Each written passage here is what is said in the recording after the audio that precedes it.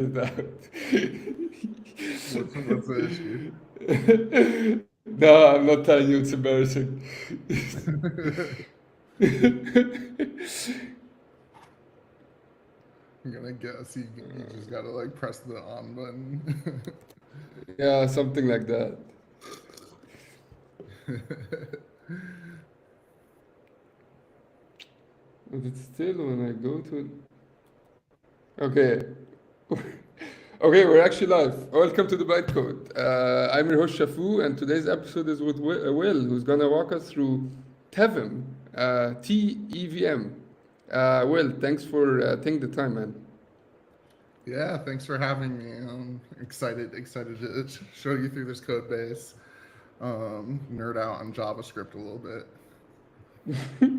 Let's do it. So, yeah, maybe start by giving us a brief, high-level overview of what Tevm actually is.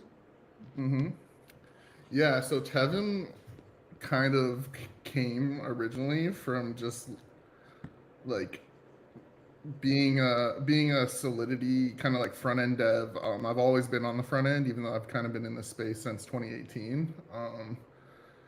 And kind of like wishing that I had some of the tools that are available for you outside of JavaScript, like in the JavaScript land. So it's really inspired by Foundry more than anything else. I think the original kind of ideas for Tevin came up when I was using Foundry for the very first time. And I'm not much of a Solidity dev at all. I've written contracts, I've read contracts. Like I can kind of like donk my way around Solidity contracts, but I'm not an expert at all. But what really impressed me about Foundry was that I even myself as someone who writes JavaScript, is very fluent in JavaScript, like feels the most comfortable in JavaScript. I actually had a much nicer time like writing Solidity tests in Foundry than in JavaScript, and that kind of got my wheels spinning a little bit about like, is there any way I can kind of take some of these ideas from Foundry and like use them to make my ability to build like front end applications or even test my JavaScript apps like a lot better. And that's kind of where this came from. So if we look in, this is kind of in the README. If we look at this example here, this is a really minimal example that shows like a lot of what you can do with Tevin. So what you might notice on the very first line is I'm just importing a contract directly from a Solidity file into a TypeScript file.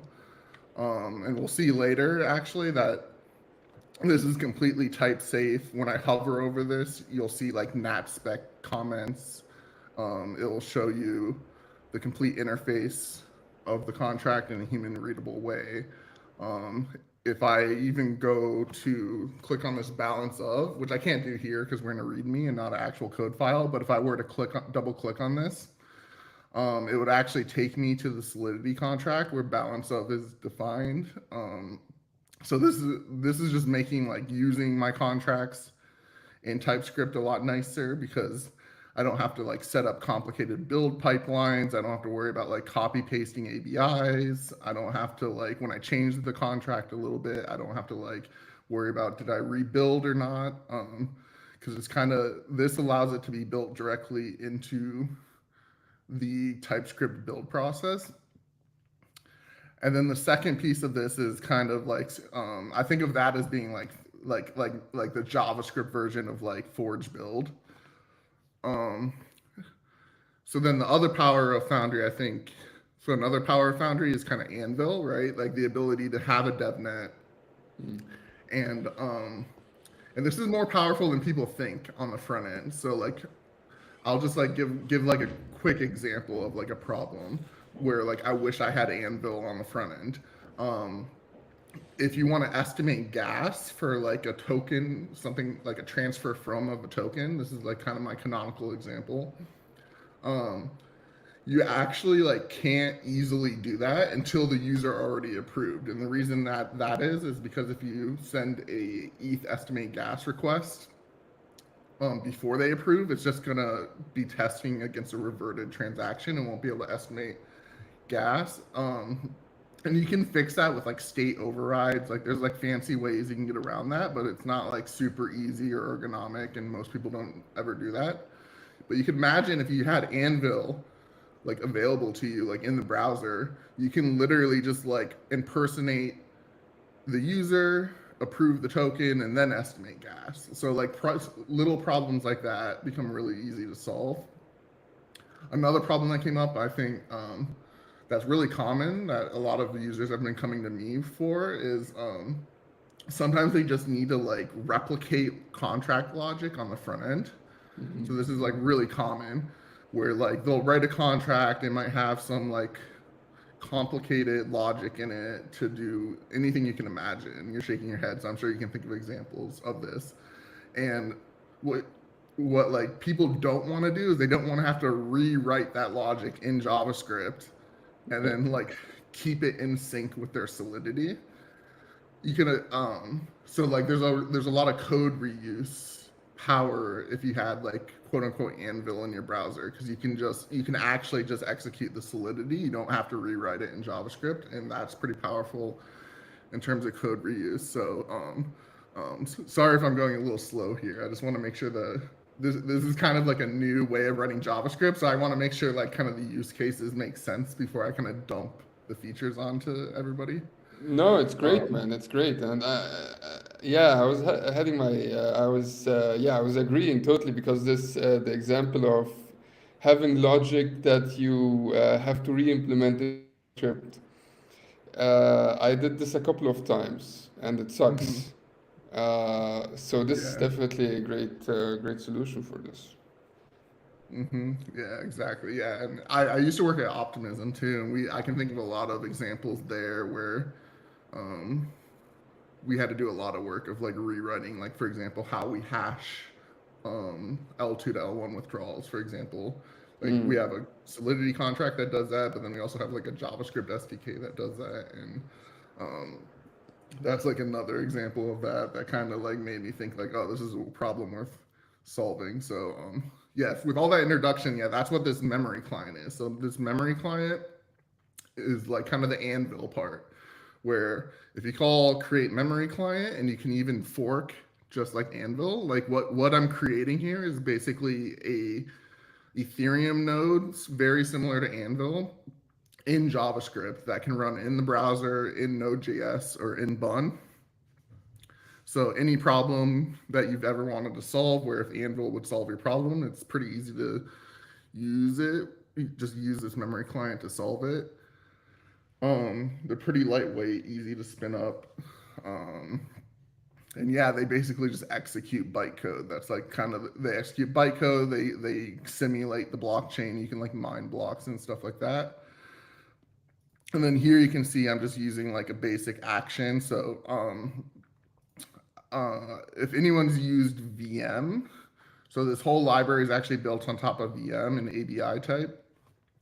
So the API for interacting with this memory client is actually just like the VM API. So you can do like any VM API you can think of, like client dot get block number, for example.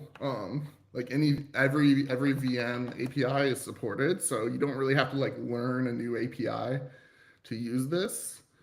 Um, and it also works. It's very modular. This memory client, there's adapters to, if you prefer Ethers.js, there's an adapter to plug it into Ethers.js. You can use it with pretty much anything. Um, so I would say there's more, there's a lot more in Tevm, which we can go over, but those are the definitely like the main features, and anyone can like kind of go to the Tevm repo and read the README and the docs for more, or watch the rest of this for more. Does that everything make sense so far? Um, Yeah, it does. One question. So basically, there's an implementation. There's a JavaScript implementation of the EVM, mhm, which runs in the background. mhm, And also, WAGMI is VM. WAGMI is based on VM as well, right? It's also mhm. using it in the background. Yep. Okay, okay. Yeah, yeah. This works with WAGMI too. So you can actually plug this memory client into WAGMI via, they call them transports. Um, which is a transport is just like how do we like transport the JSON RPC requests to like Alchemy or to whatever your node you're connecting to.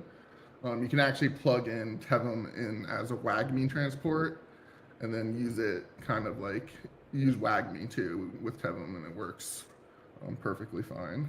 So that's actually another use case is you can, it's built specifically for VM, but because WAGMI is built on VM, it's like built for WAGMI too, which is nice. I get that for free. Yeah, and I wanted to show off just because I watched a previous episode where someone kind of showed off the CI/CD, and I don't know if people like that, but I liked it. So I wanted to kind of show off kind of just like how the Tevm repo works, and in doing so, we can actually like dive into the smaller pieces a little bit. Let's do. Yeah, so at a high level, it's a PNPM monorepo. So if we go to this workspace YAML, it shows where all the packages are. So most of the VM packages are in this packages star folder. So you can see them all in here.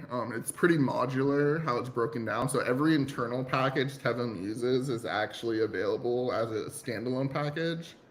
So you can use the high level API, which is documented nice, easy to use.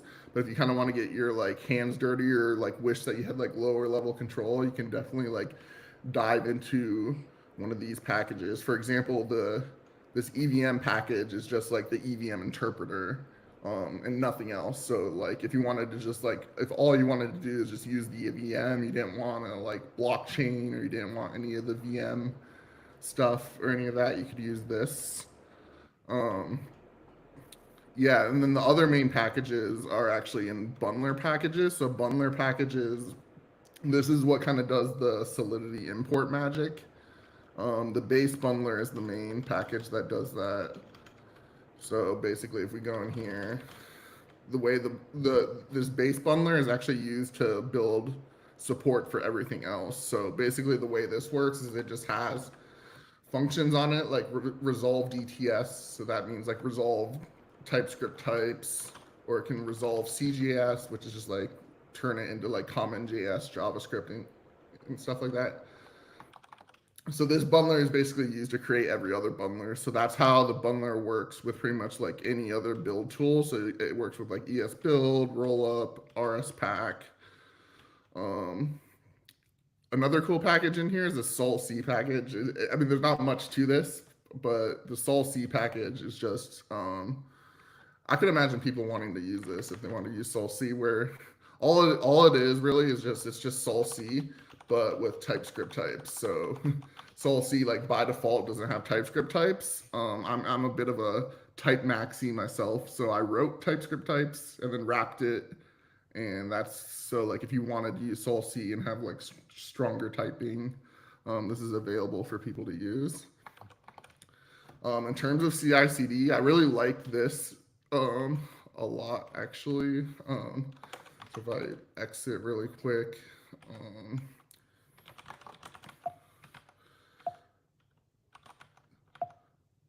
so my favorite thing about the way I do CI/CD in here is I have this one file does all my CI/CD. It's like it's pretty magical.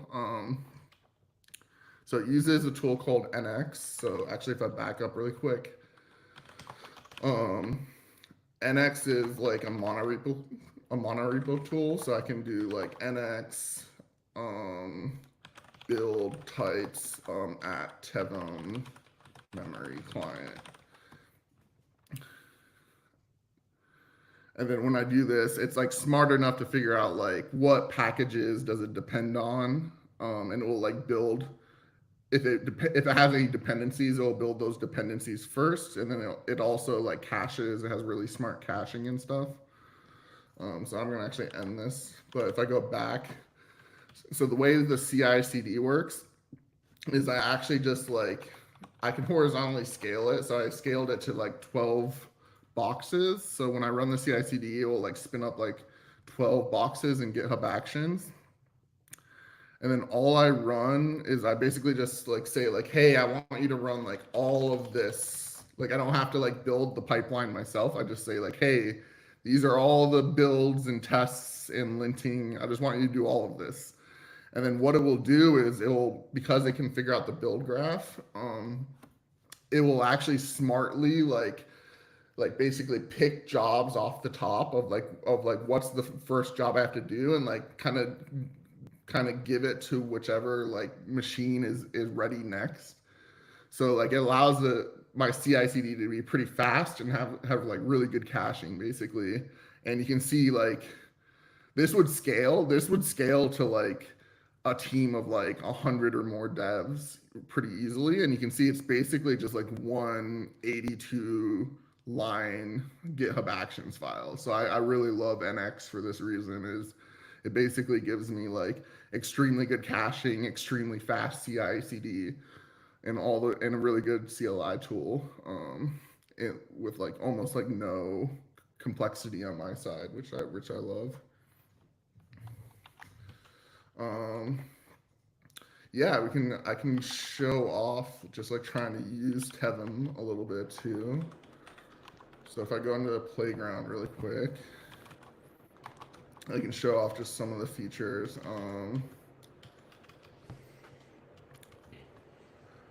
So like for the Solidity imports, for example, you can see if I hover over here, wait, I don't have any NatSpec comments in here. So if I add like I think that's how you do a NatSpec comment. Sorry, I'm very bad at Solidity, but I think that's how you do it. You need 3 slashes. Oh, you need 3. That's right. So if I add 3, let's see if it works now. There it goes. Yeah, you can see like the NatSpec comments show up when you hover over the contract, which is quite nice. And then you can also see there's like this human readable API that's inferred from it. And the other cool thing is actually when I added that NatSpec comment, I don't even have to save. The LSP is actually smart enough to see the changes before I save, which is if you're like developing contracts and the UI at the same time, that's like kind of useful, because if you like, make a breaking change to the contract, you'll immediately see like all your red underline show up in TypeScript. Yeah, well, I have a question here. So, okay, for the Solidity part, is it using the one LSP that everyone is using, or is this a custom implementation as well? Yeah. So I think the one most people are using now is from Hardhat. I forget what it's called. It's not using that. It is using a custom one that I built that's like really minimal. It's just built on top of Sol C. And I forget what the other library is, but there's a library for getting like the AST and navigating the AST in Solidity. So it's pretty minimal. It's just using that. I actually have talked to the Hardhat team, and I want to like migrate to using their LSP in the future, just because I think it will be like a lot better to maintain. And it should be able to plug in pretty well. The only thing with theirs is like basically like theirs is like built for Solidity. So I would still need pretty much all the same plumbing I have now in terms of like getting TypeScript to recognize it, but it would allow me to add more features than I currently have. Like there's features like I want to add, but they're like a little too complex to add, if that makes sense. Whereas if I just leaned on like Hardhat's LSP, I would be able to add those features pretty trivially, because they just have like functions to do that stuff. So I do want to do that sometime, but like yeah, currently it's just like a really minimal, like built with like the lowest level primitives, which is just Sol C. Interesting. Yeah, I'm asking because I'm also using NeoVim, and the Solidity LSP isn't working for me, and for the life of me, I cannot fix it. And I know several other people who have the same problem. So Yeah. Solidity LSPs have a lot of problems. So like one thing that I do that hacks around one of those problems is like there's this versioning problem. I think you've probably seen before, where it's like if you don't have the exact Sol C version, specifically like in your pragma up here, like if you don't have exactly. If this doesn't match your LSP, like everything blows up, and that's just really annoying. Tevm has no one's like noticed this hack yet. So like apparently it hasn't caused problems, but I do a hack to make that a little bit better, where when my LSP reads this file, it will actually like change this pragma to be like whatever I want it. I don't know. I forgot what I made it, but it will literally change it, which is not like. Oh, this is dangerous, man. Yeah. Yeah, It yeah. doesn't do that when it compiles, I should say. It does that only to like it does that only to get the ABI, if that makes Ah, sense. okay. So like it Okay. usually won't cause problems, but like that is like a little hack I did, because without that hack it would immediately have that problem where like you have to like match your versions or everything blows up. So it's Mm. like a bit of a trade-off, but um yeah, I have an experimental package too that me and some other dev were working on, where we were trying to also make it just like really smart at like downloading the correct Solc version as it goes, but that's like a little more complex, would take a while to implement. So that's not like really ready to be used yet, but yeah, LSPs are tough actually too. They're generally tough to build. They're tough to build Hmm. performant in a Interesting. performant way. So yeah. Why? Well, why? I never built one. It's interesting. Why is it hard? Yeah. So, yeah, actually, let me go back and let's look at the LSP. Um,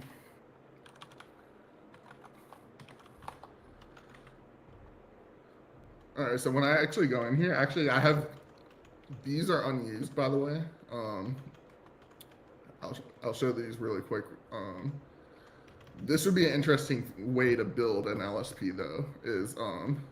This is using this thing called Volar, which is like an LSP framework. This isn't quite ready yet, but I was experimenting with that. It'd be interesting to build an LSP with like a framework for building LSPs, because it makes it like a lot easier to build one. So it might be easier to like build like a super robust one in Solidity if we use that. Um, but I'm not sure how that will work out. But if we go to the actual LSP, we can actually kind of see how it works.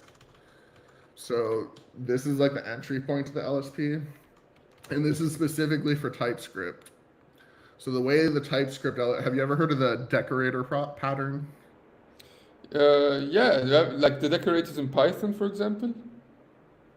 Exactly. Yeah. So basically, Yeah. like what a decorator is basically like you give me an object, and then I'll like add additional functionality to it. Like I might add a new method. I might like modify a method to like do some extra stuff. So you can imagine like a logging decorator, for example, where like I just Hmm. like log the input and output, but otherwise just called underline things. So that's actually how TypeScript plugins work. Is they hand you the TypeScript LSP object, and then you're just allowed to, and then you just have to return a new one. But when you return a new one, you're allowed to like add additional functionality.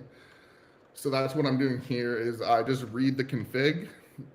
Um, if you have one, a config isn't necessary to use it, but if you have one, I read it. Um, oh, this is interesting. So I create something called a file access object.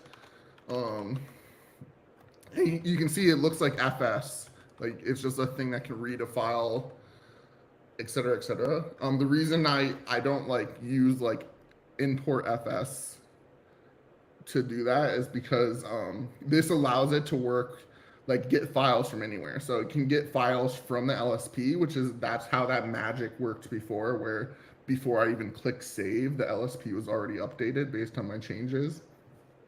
Or it would allow me to use this like in the browser, because all I have to do is fill in the interface for like reading and writing files, and you can like mock that in the browser. There's a cache, but then here's like the decorator. So up here, this create info, they have like a um, yeah, they have like a language service on it, and that's what we're decorating. So what I do is I basically just like pass in a bunch of decorators. So like if we pick one, um, we'll do this one, get script snapshot. Um,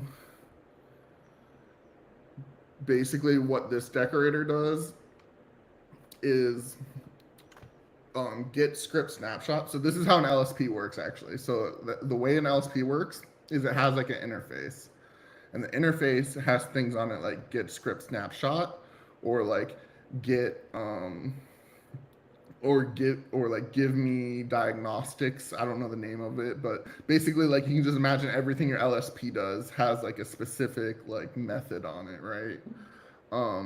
And you basically just have to fill in this like common interface, and it's common for all languages. So here I'm modifying, this is the thing that when it sees an import, this is the thing that returns like what types that import should have. So what I'm doing here when I decorate it is I'm saying, okay, now instead of what you normally do, I want you to like, first of all, if it's not like a Solidity file, just like don't do anything. Otherwise, like, oh, you can see here, I only resolve the bytecode if it's a script. Otherwise, I only get the ABI. That's just like a performance optimization, because getting bytecode is actually pretty expensive compared to getting an ABI.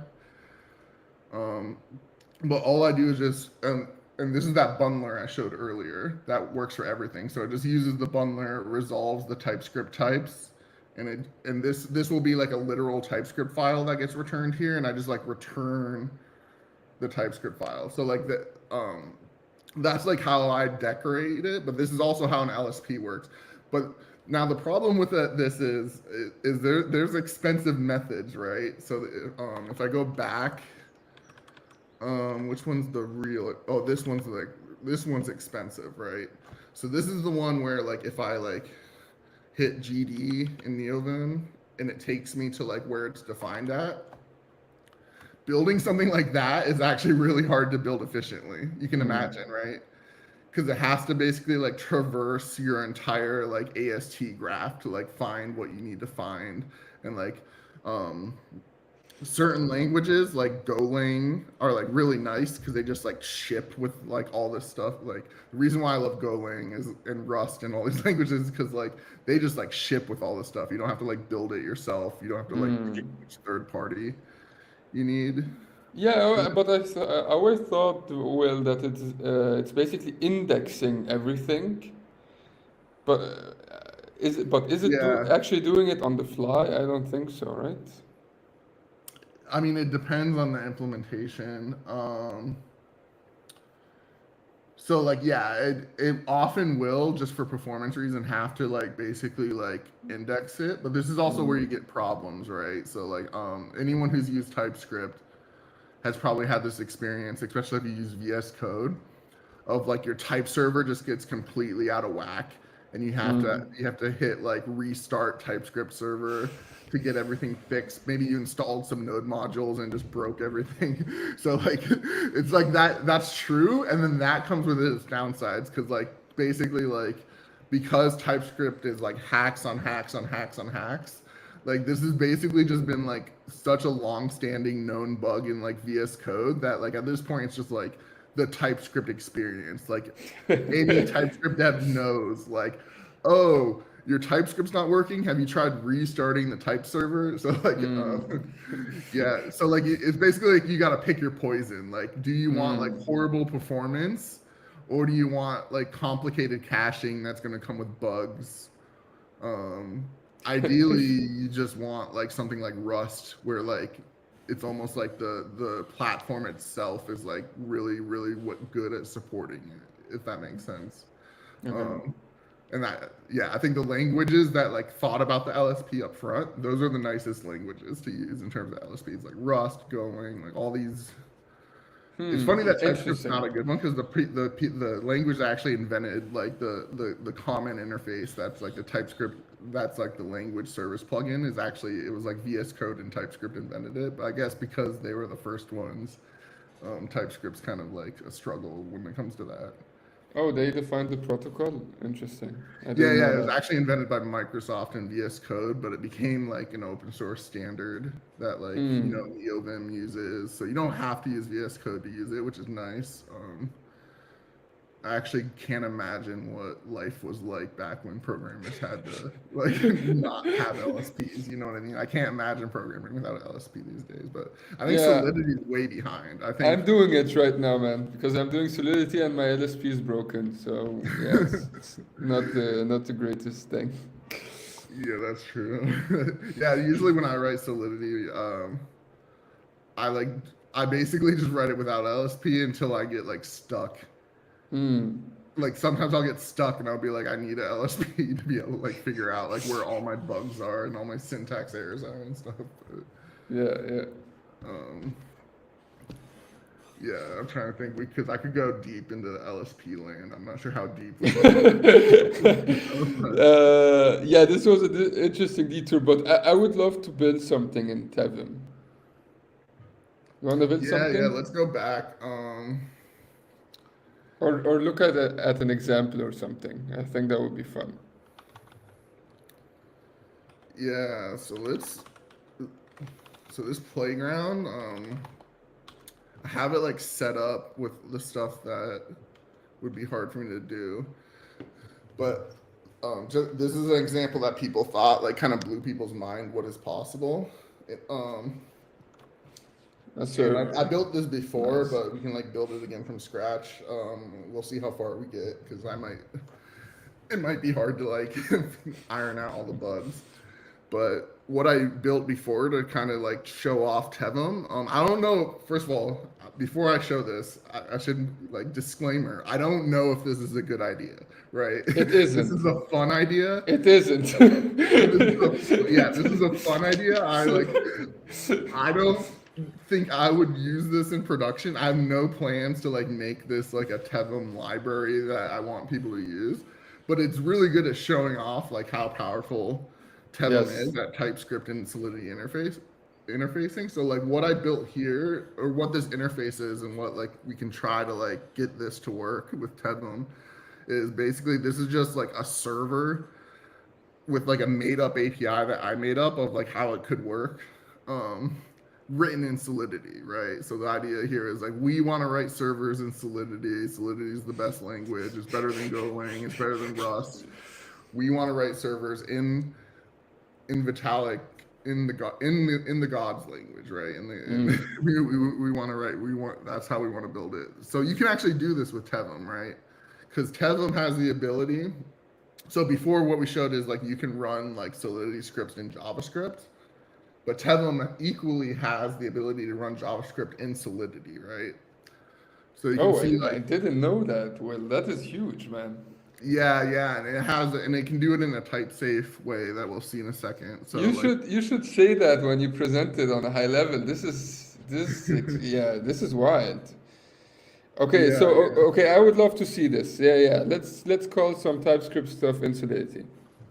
Okay, cool. So you can see like the made up API. The way I imagined it work is basically like you just pass in addresses to these like request and response contracts, and then you can like set the header, set the body, and send. Because I can't write Solidity, I went ahead and like wrote those up front, so I don't have to like struggle writing it. So you can see like this is step one. I guess what I'm showing here is the question like, okay, I can run JavaScript in Solidity. How? This is how. So step one is you got to write like an interface, and you write the interface in Solidity, right? So you can use it in Solidity.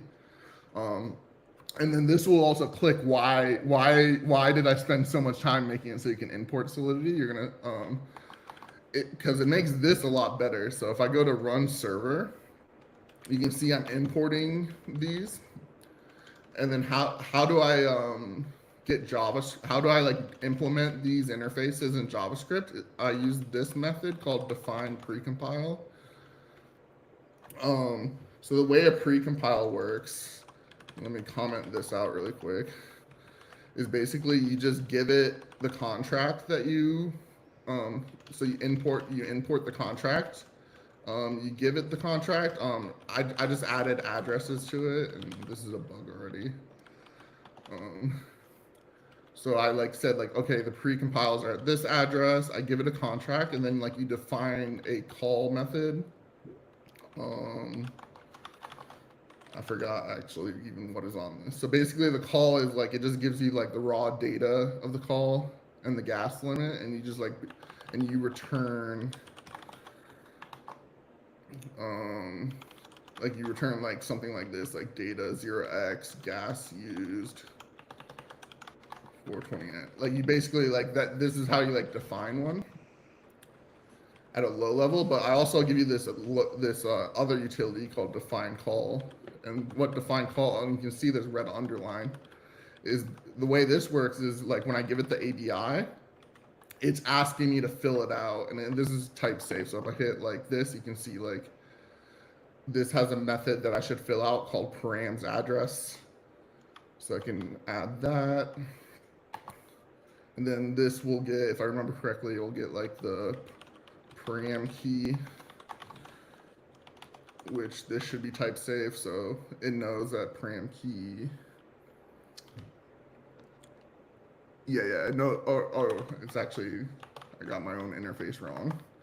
So it gives you the gas limit, it also gives you the args array, and it's smart enough to know the args array is just gonna be like a single string. It got that from this interface.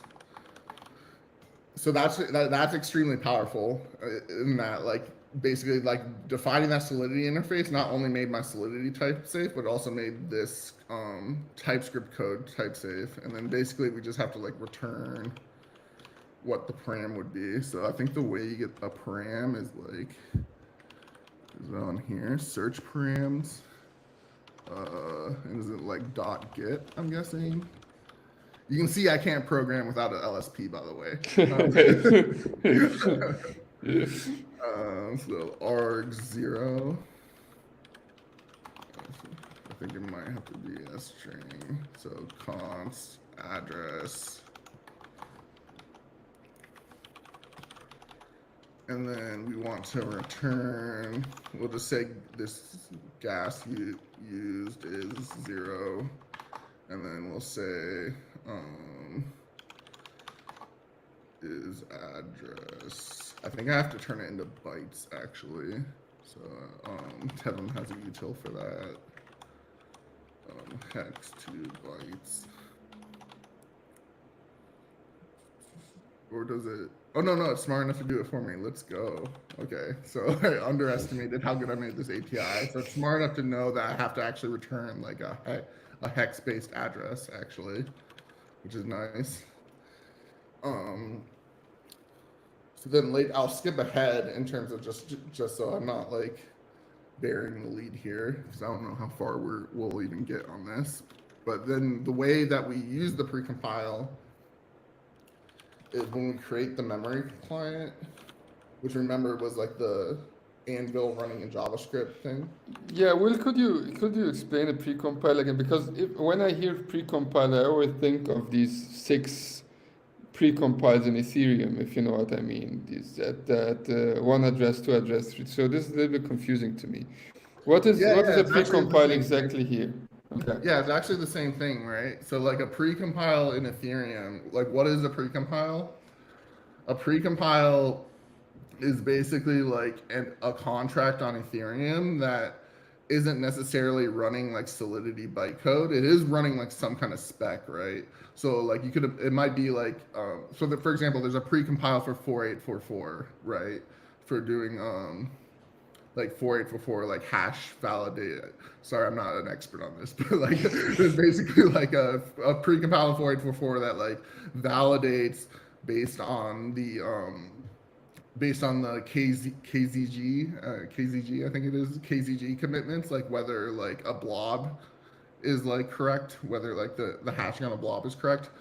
And basically what Ethereum is doing there is they're saying like, okay, here's the spec for like what should be happening at this address, but then like a client like Geth, for example, will implement that in Golang.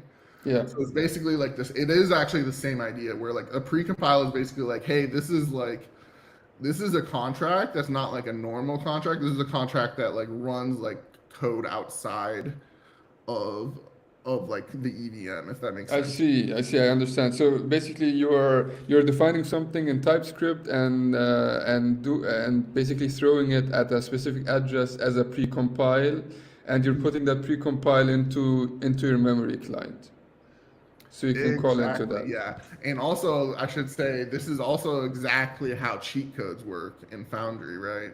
Yeah, So the way good I point. landed on this API was originally what I wanted to do is I wanted to actually have Foundry compatibility. So I wanted to basically implement the entire like Foundry cheat code spec in JavaScript so that you can like run Foundry scripts in JavaScript.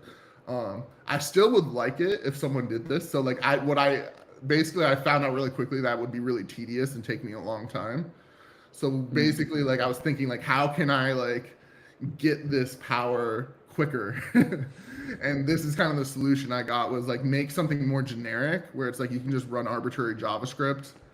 And then like what I would love to see is I would love to see like someone else who was like really like who really wanted to run Foundry scripts in JavaScript. Like basically what you could do here is you could implement the Foundry API such that you could now use Foundry scripts like in Tevm and use them in Foundry too. And that would be really, really powerful in my opinion, because it would just really help with code reuse.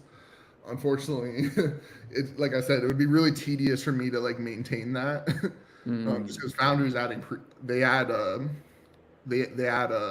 cheat codes all the time. In fact, cheat Yes. code is like if you want to contribute to Foundry, that's actually the best way to contribute. That's funny, man. I did this. I did this like 2 weeks ago. I added Nice. a random function, but it isn't. But actually, someone else did it better than me, so they merged. They didn't merge Oh my stuff in. no. But it was fun to look at for sure. Yeah. I think yeah, Foundry is really cool. Like, yeah, I could nerd out. I'll try to stay focused, but I could just nerd out on Foundry for a while. I'm a huge fan. Yeah, so what that looks like is, oh, that's sad. I'm not getting autocomplete there. From Tevm. That's bad. Oh, I never installed it. Tevm. That should go away. So yeah, basically you just pass it in here. So you would say precompiles. And then, yep. And then basically once you pass it in here, then you can call it from JavaScript or from TypeScript. I think it's called custom precompiles. Oh yeah, custom precompiles. And then I think, yeah, you have to call precompile. So like we could test this from like, if you wanted to like test this from JavaScript, you could call it from JavaScript too. So you would just basically do client dot Tevm contract, and then oh, this is another Tevm feature is we have these things called contracts, Tevm contracts. So that's what these are. These imports are actually Tevm contracts. You could create your own Tevm contract using like this, create script from Tevm equals create script. And this is what the Tevm compiler is basically just creating these when it runs. So it's just like ERC20 maybe is the name. Then like it will have like human readable bytecode. Yeah, something like that. This is basically what a precompile is, sure. Bytecode. But then, yeah, those are created automatically when you import Solidity, but you can create one manually like this. But the cool thing about these is, the reason why I made this is because it's like this common interface that you can use. It works with Tevm, but it also works with VM and WAGMI. So it's like that. Basically, these contracts, and there's a way to use it with ethers. So these contracts make it so like when I call a contract, normally I would have to, like, if you've used VM before, you have to like fill it out. Like you have to do like the ABI, and then you have to do args. Always found that kind of tedious with the contract. What I could do here, if I wanted to like test the precompile, is I can do response precompile dot contract, and that's a Tevm contract. And I can do like, or actually, let me just do the response contract. I can do like read, or I think that one just has writes, write, and I can do like send, and you can see it's like completely type safe.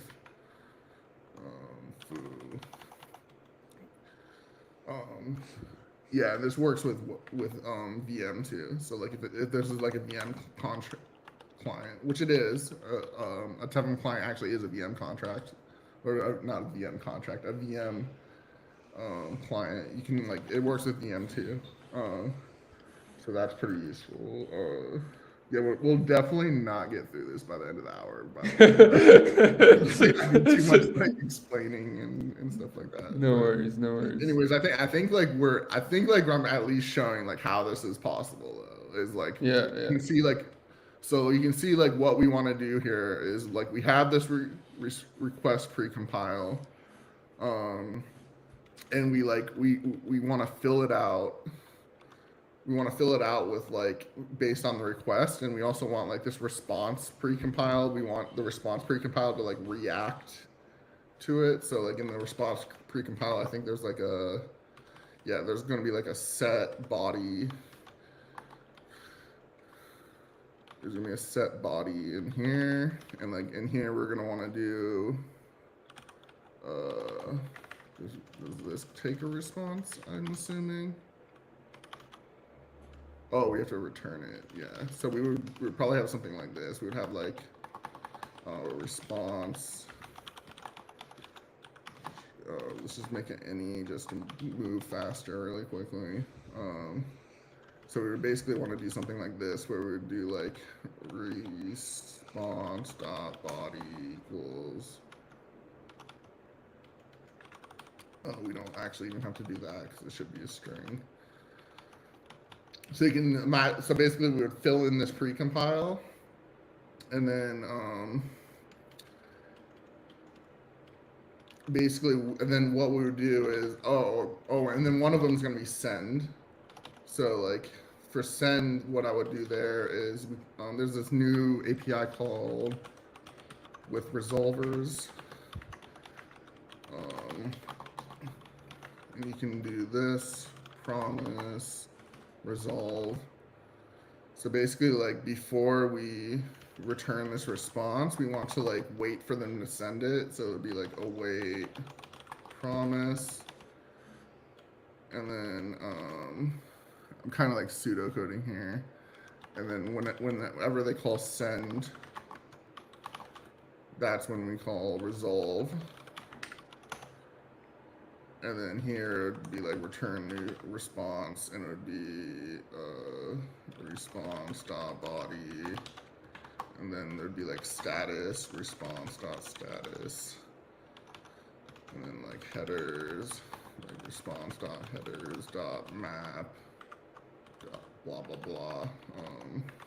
I'll just leave that out. But basically, like you can see like how quickly we can get to like this implementation actually working, and this at the end, I think when I built it before, it ended up only being like 120 lines of code, which I'll definitely like, I'll try to build it cleanly. Actually, now that we put this out, I'll try to build this cleanly and like get it like out there so people can actually like see like the working implementation, what it looks like. And like I said, I don't think anyone should use this. The point of this demo is just to show like the solidity to TypeScript interop is so good that building something crazy like I want to like build my front ends in Solidity. I want to like write like UI code, like React components in Solidity, or I want to like write a server in Solidity. Like all this stuff is like totally possible to do with Tevm. And that really is the point of Tevm. The point of Tevm, like if I like go way back, is just like I'm sick of being blocked. Like Mm. that's basically it. It's like I'm sick of being blocked. I'm sick of like when I'm trying to build like UI for like a crypto app. I'm sick of having to like work around things that doesn't feel like I need to work around. That's so Tevm is interesting. like maximally hackable, and that's like the point of Tevm. It's like maximally hackable. You can like there's no like problem you can't solve with Yeah, it. that's super interesting one because I think so. I did both, you know, for Dyad, what I'm currently doing, like the stablecoin thing. I did like I did most of the front end, and I did the contracts.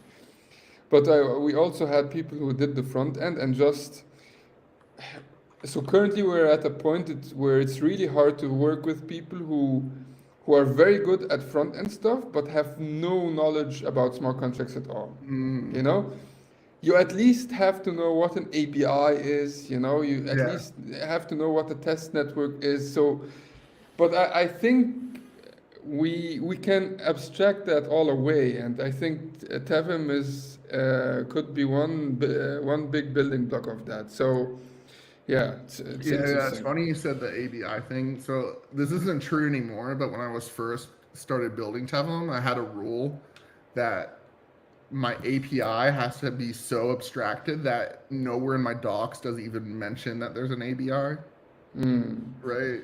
Because you can get yeah. away with not knowing there's an ABI, right? Because you can just import this response object and then you can remember before, like you can just do like whatever the name of that contract was, request contract. Like whenever you do this, it'll basically yeah. Whenever you do this, it'll basically like oh if that was a bug, because I called it I must have made it like not a view method by the way, but yeah, like this will like return an ABI, but like at no point in here did you have to know what an ABI is. Like the Mm. compiler abstracted it from you, and then this like contract API was. I ended up going back on that, like because what happened was when I don't mention ABI, like people look at the docs and they're like, "What the fuck is this magic?" Like you have to at least explain to them what's happening. Yeah, yeah, yeah, Confusing, but yeah. yeah, I agree with that. And I think like another thing like is like myself as being like a bit of a noob because like I'm more on the front end side. I think like using Tevm actually teaches you a lot about at least I mean it definitely taught me because I basically had to like build the EVM. So like now there's like so many EVM details. I've read so much Geth code. I've read so much like Foundry code that like I've really leveled up my like Ethereum nodes, but even if you just use Tevlon, because like you have like access, like I can do this. I can say const VM equals memory client Tevlon. This is like the secret scary API. Get VM. So like you have I actually oops whoa I don't know what just happened. So like going to that like Tevlin's maximally hackable thing, you have access to like the lowest level APIs that I'm building Tevlin with. And from there you can actually like learn a lot. Like I can go like VM dot like, oh, there's this thing called a state manager. I wonder what I can do with that. And then like you can look through this and you can be like, oh, there's this like idea of a state root. That's interesting. Um, set state root. And then like maybe later you'll figure out like, oh wait, if I do vm.blockchain dot like get block, let's do like yeah, latest, whatever. Um wait. Header like you can almost like explore like the VM this way, like and like actually kind of like learn about it, which I think is interesting.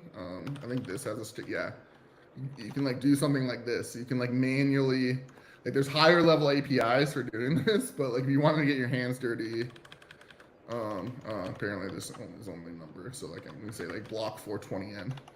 So like you can like change, you can like revert the state back to like this state root, and you can learn like, oh, block headers have a state root, and like there's this thing called a state manager, or there's a VM. You can really like get your hands dirty with the EVM this way. And I think JavaScript devs are often like, allergic to like Golang or allergic to Rust. So like they're not like as much as they probably should be like reading that code. Because like if you read or something like I think Proto Lambda told me actually, he said like if you want to learn how Ethereum works is like go through the JSON RPC API and then go in Geth and just like kind of trace like how the code works. And he gave me that advice is like that's the best way to learn it.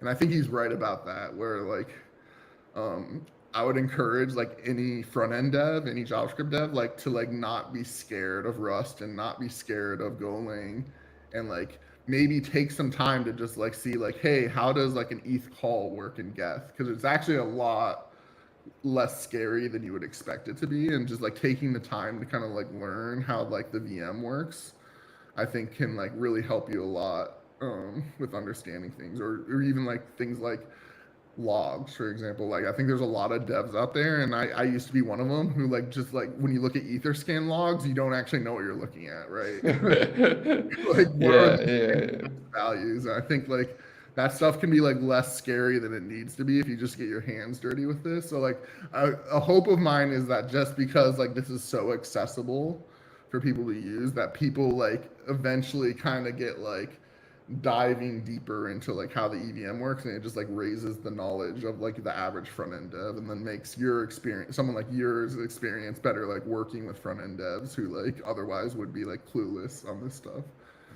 For sure, man. For sure. No, really good points. And yeah, what I'm actually gonna use Tevm for, as I've said before, when when you have especially heavy math stuff, Mm-hmm. that you have to.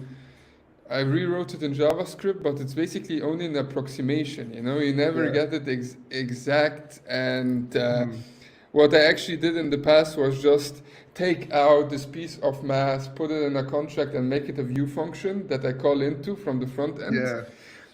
which you can do, but your Infura bill just goes through the roof. So actually, just implementing it in Tevim is locally is pretty cool. I'm Yeah. surprised I've Yeah. never heard of this before. Yeah, that's actually like I call that. I need to actually put that in the docs because it's one of the best use cases. I call that bring your own view function, because we've all had the experience of like using Yes. like a third party contract and wishing they had a view function. Yeah. Um, and yeah, Tevin just like it's basically just using storage slots. I guess like one last thing I just want to mention is that Tevin also has like tracing capabilities. Um, So this is like another like I didn't document it yet, but this it's in here. So I can do like EVM dot on, I think it is. Yep. And like in here, like what I can do is I can do two things. I can basically like console dot log, and this will console log like every single step that EVM takes. It might not be called on, it might be called something different, but this API exists, just trust me. You can like console log every step the EVM takes, and you can even like modify it if you want. If you want a step to do something else, you can do something else. If you want to get, yeah, then you dove into the lowest level, like here you're learning about like what the different like op codes are of the EVM and stuff like that you can actually get that low in Tevin, which is cool. And then also, I'd be remiss if I didn't. I mentioned Veeam a lot, so like the two I want to just like call out like everyone who's really I like built on top of here. So I mentioned Veeam a lot. VM is definitely like where the API came from and where like a lot of the patterns of Tevin come from. In terms of like the raw like EVM code, most of it is like custom built by me because it's being built to be more like Anvil than like a full Ethereum node. But a lot of it's coming from a project called Ethereum JS, which is from the Ethereum Foundation, which they have like the same packet structure as me. So they have like their EVM interpreter. My EVM interpreter is pretty much just theirs. Like it barely touches the code. Everything else is pretty custom because um, I'm supporting like Anvil like things like impersonation, and I'm supporting like being able to like run scripts and being able like all that stuff required me to build like my own state manager and my own blockchain and all that stuff. But even that stuff is just building on top of the same interfaces as Ethereum JS. So yeah, I definitely wanted to call them out. And they've also been extremely helpful. to me, like as like a front end developer noob who really was like building this and I wasn't qualified to build it, like they've been very helpful at like when I run into something that's just like completely going over my head, at like kind of pointing me in the right direction or explaining why like this certain thing is true. And yeah, just shout out to them. Nice. Well, listen, man, this is a great project. I'm surprised I've never heard of Tevm before we talked, but I'm gonna definitely like the bring your own view function. That's just such a good name, and like you definitely have to put that into the docs. I will use that for sure. So yeah, I'm gonna put the GitHub repository in the description down below. Will, thank you very much for doing this, man. This was a lot of fun. Thank you for having me. Awesome, guys. Then thanks for tuning in, and I'll see you in the next one. Bye bye.